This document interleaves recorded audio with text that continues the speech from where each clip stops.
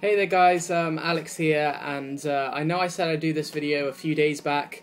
Unfortunately things just piled up, and I kept putting it off and off and off, and you know how it is. So yeah, unfortunately I'm just getting around to doing this now. Ton of stuff to get through today. As I mentioned in my last video, I had a pretty amazing week in regards to vinyl last week. Just a ton of stuff coming in, and I couldn't fit it all into one video. So yeah. I've got a lot of stuff to get through today, 25 records to show you in all. I never really imagined I'd have this many records to show, you know, in one video, but here we are, and this is what it looks like. This is what I've got to get through today, so I'm not going to spend too long talking. I will briefly tell you the story of how I acquired these records. It's pretty simple, really. I was having one of those nights, I think last Monday, a week ago today, where I was just on pretty much every website in my favourites bar, just kind of, you know, having one of those nights where I'm on the internet, you know, browsing random things with no real purpose other than just to browse, and I was having one of those nights, and I was on eBay. I'm sure you guys all know what eBay is, and I think I typed in something very brief, something like records or record collection, and got a list of things and browsed through them. Nothing really immediately caught my eye, and I came across this listing that was entitled 25 folk LPs, varying conditions or something along those lines. And obviously you guys know I'm a fan of folk music, and obviously kind of Dylan got me started off on that whole train. But I've been a fan of folk music for a while now, so I thought I'd bid on the records, and didn't really expect to win. I put a maximum bid of £17 in for 25 records, not really expecting to win, not even really expecting to come close to winning the auction, but I thought I'd do it anyway, and stayed up pretty late just to see whether I was going to win or not.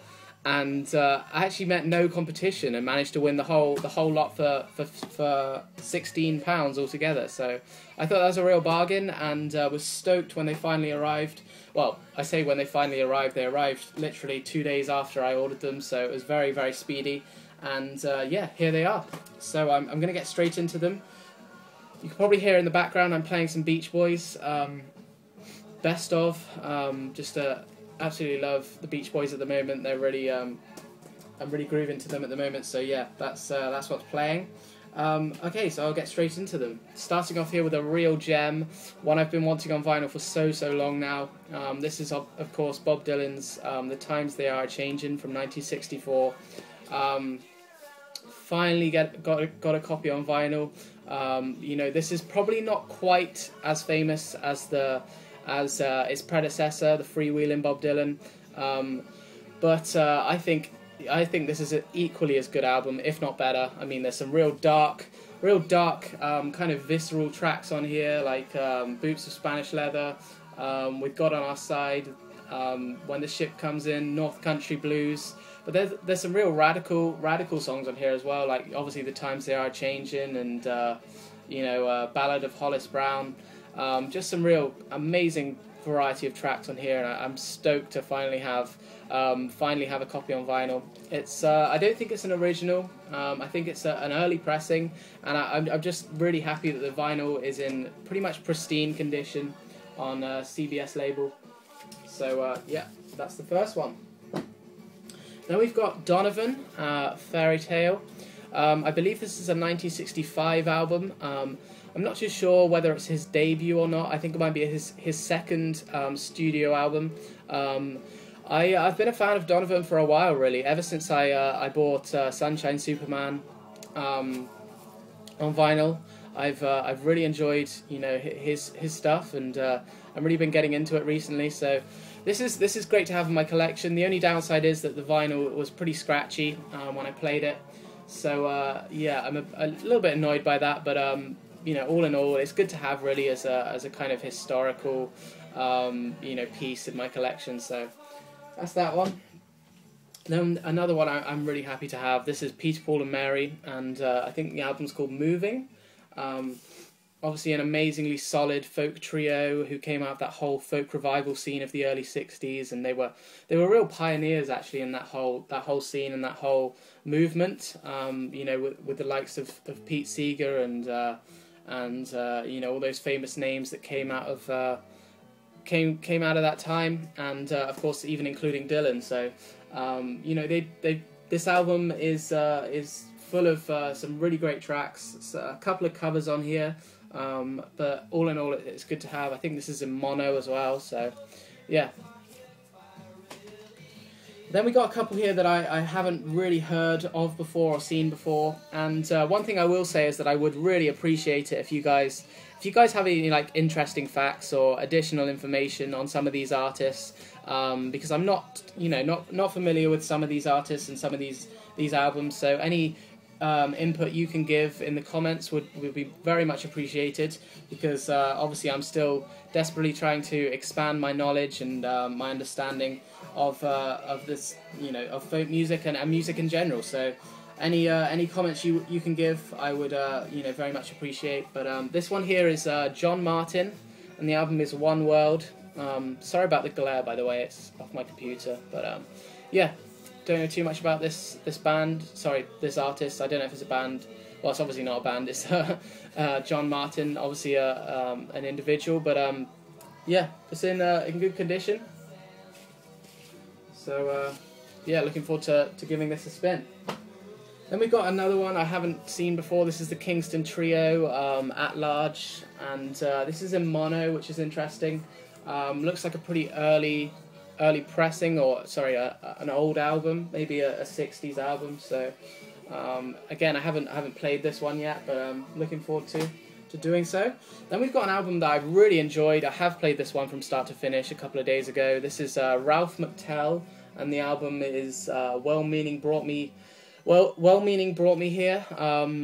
Again, I didn't know too much about Ralph McTell before listening to this, but it's just a real solid folk record. Nothing too experimental, nothing too adventurous here.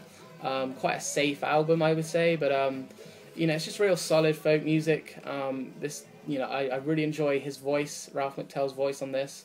You know, a real unique voice. So I really enjoyed this from start to finish, and this is again in great condition.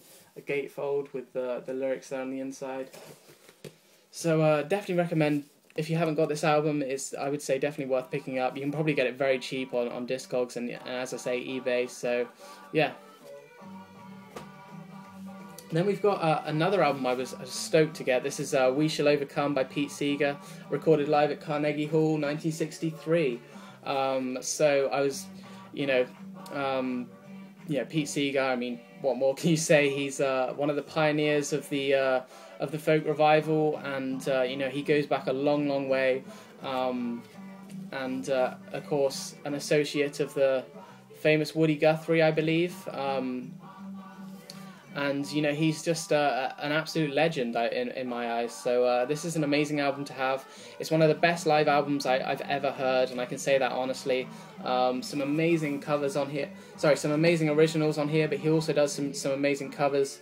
For instance, a couple of Dylan covers on here, Who Killed Davey Moore and Hard Rain's Gonna Fall. He just puts his own kind of spin on those songs and makes them his own, and it's just a real powerful delivery. So yeah, amazing to have this one. Then we've got a couple of albums I haven't seen before or heard. This is Kevin Peake, Awakening. Very good condition, but haven't had a chance to play it through yet. Then we've got Celtic Symphony. This is by Alan Stivell. This image here on the front is quite interesting because I actually live very close to this monument. I'm sure most of you all know this is Stonehenge, and I actually live in the same county as Stonehenge and visit it.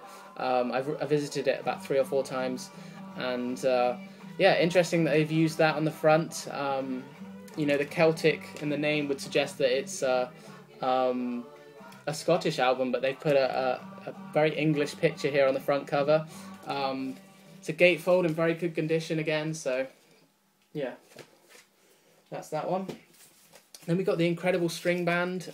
This is a Liquid Acrobat as regards the air. Don't know too much about this band. I've heard a couple of songs off this album before. The first 2 songs actually. Talking of the End and Dear Old Battlefield. Really amazing songs. So I'm expecting good things from this album. Don't know too much about the band, other than they did, I believe, appear at the famous Woodstock Festival of 1969 and did a set there. So yeah, expecting good things from this. I think an early 70s album, that one. And then we're back to some more familiar territory with some Dylan. We got some Dylan Greatest Hits here. This is more Bob Dylan. Greatest Hits released in 1971. A very nice clean copy, and I can really see this coming in useful for me. I'm a big fan of Greatest Hits albums, because I find that there are times where I just want to listen, I want to listen to an artist, but I don't want to listen to a specific album, and I find that Greatest Hits are really great for that. And yeah, so it's good to have this. And again, this next one, we got some more Greatest Hits. This is Bob Dylan Greatest Hits. I believe this is a more recent album, put together maybe in the 80s or 90s. I'm not too sure, but yeah, this has got actually, I think, better collection of songs than the previous one. Some great songs on here: Mr. Tambourine Man, The Times They Are Changing, Subterranean Homesick Blues, Like a Rolling Stone, I Want You. Just some real great tracks, early tracks on here. So and an amazing picture there on the front as well. So that's that one. Then I haven't seen this album before. This is Burt Jansch. The sleeve's pretty shot. It's as you can see, very, very beat up. But I'm pretty sure I've seen this album somewhere, but I just can't remember where, and I can't remember. Yeah, I can't remember where, and I can't remember, whether I've read maybe the Wikipedia page for this album. I just remember seeing it somewhere and hearing good things about it, but I haven't heard it or seen it in the shops before. So I'm looking forward to playing this through as well, and just because I'm obviously curious as to how it sounds. So that's Burt Jansch. Then we've got Clannad, Magical Ring. I could imagine that this band is an English band. There they are on the back. And the only reason I say that is because this picture on the front, it looks to be a very English scene, with the standing stones there. I live very, very near, as I said, with Stonehenge. I also live very near the standing stones of Avebury, and that could even be the picture of the standing stones in Avebury. So not too sure about this band, but looking forward to playing it through, as I've said with most of these albums. Very unfamiliar with a lot of these, I know, but that's Clannad, Magical Ring is the title of the album. And then we've got Tom Paxton, Rambling Boy.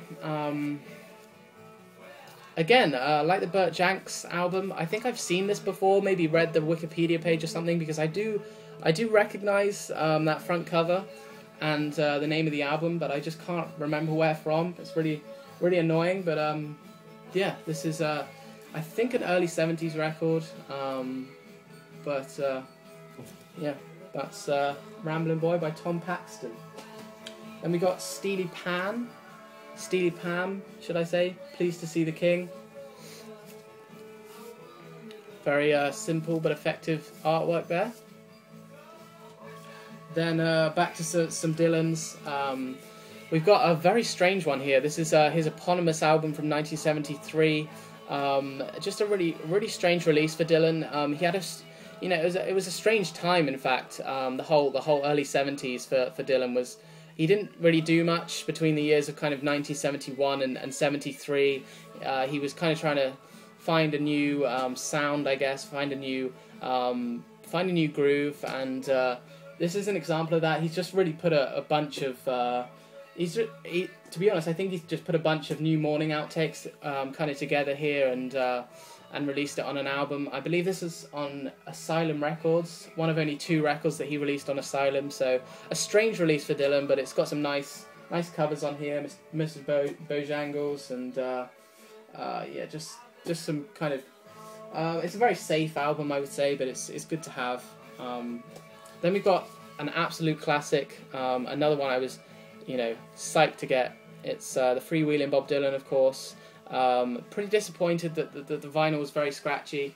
But to be honest, this is one of my favourite Dylan albums of all time. It would have to come in the top 5, and just to have it in my collection is great. I mean, I'll definitely be looking to get another listening copy maybe, but this is a mono copy, a very early mono copy, so it's, you know, it could even be a little bit rare. I'm not too sure, but you know, just a classic album with the photo there on the front of Suze Rotolo, who recently passed away actually, and Dylan in New York City.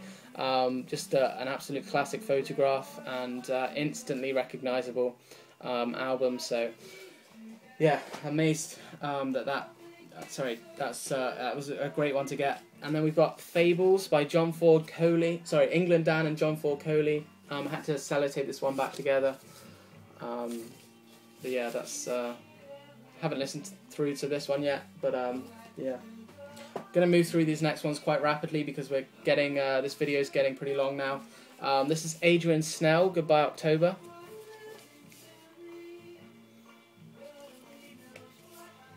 I'm still very much in the process of listening to these. As you can probably tell, I haven't heard them all yet. So you know, I probably have a better opinion on these in a few days' time. But I've just had so much going on recently. Next, we've back to one that I have heard. I have played this one through. This is back to Bob Dylan again. This is Street Legal. Yeah, Street Legal from 1978. Another kind of strange one for Dylan. It was a transition record, I would say. He's you know, a year beyond this. If you go to 1979, he's releasing very evangelical material on albums like Slow Train Coming and Shot at Love. But this is the successor to the hugely famous and popular album Desire of 1976, an album I showed in my last vinyl update. But this is a very, very different album, released a couple of years later. Some classic songs on here. I think it's a very underrated Dylan album, actually. Songs like Baby Stop Crying, Is Your Love in Vain, Senor. Some great tracks on here, and I think you know, a little bit underrated as an album.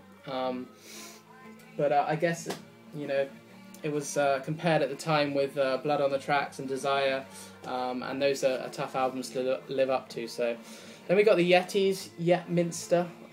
Again, I think a very British scene there on the front.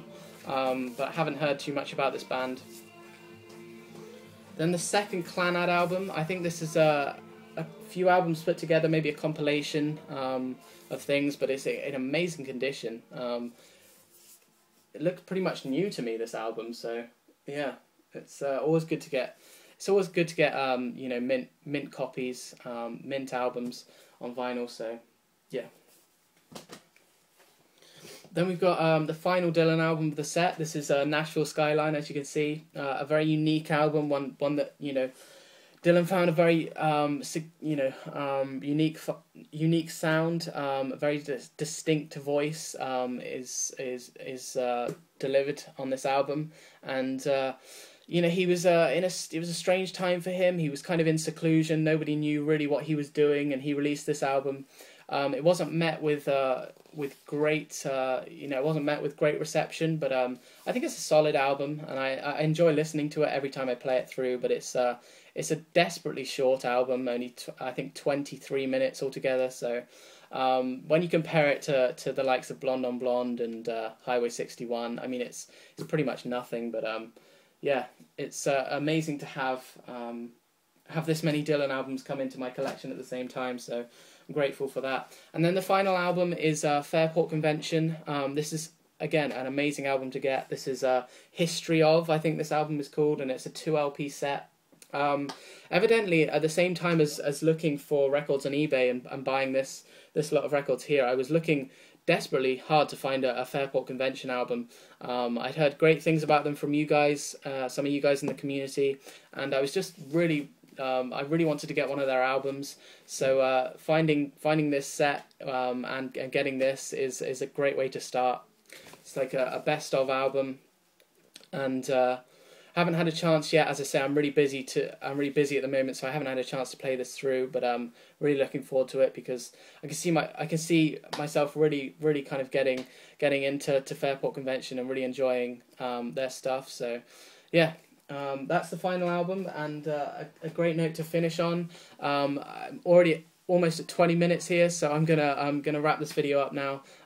Expect me back in the next 24 hours. I'm going to hopefully come back on and reply to Derek's most recent thread. I found that really interesting, so expect me back very soon. But apart from that, I hope you enjoyed those records I just showed, and thanks very much for watching, guys. See you next time.